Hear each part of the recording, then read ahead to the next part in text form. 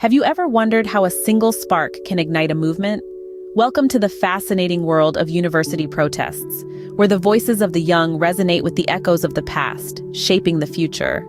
In the year 2024, colleges across the United States have become the epicenter of a wave of protests.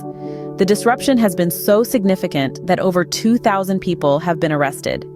The situation at Portland State University is a case in point, where at least 30 people were arrested, with the police constantly monitoring the situation. Journalism, the fourth pillar of democracy, has not been silent either.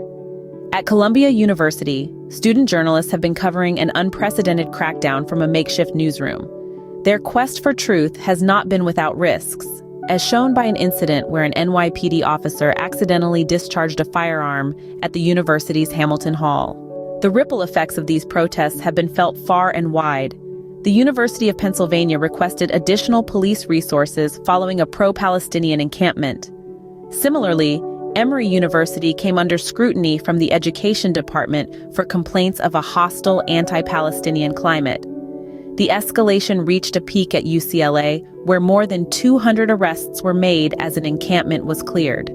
These protests have not only caught the attention of the nation, but also drawn comments from key political figures.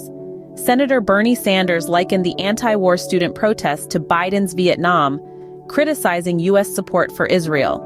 In response, President Joe Biden addressed the campus protests, following a careful review of developments and advice from his team.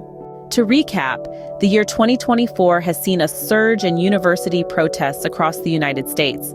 These protests have resulted in over 2,000 arrests, drawn the attention of political figures, and sparked investigations by regulatory bodies.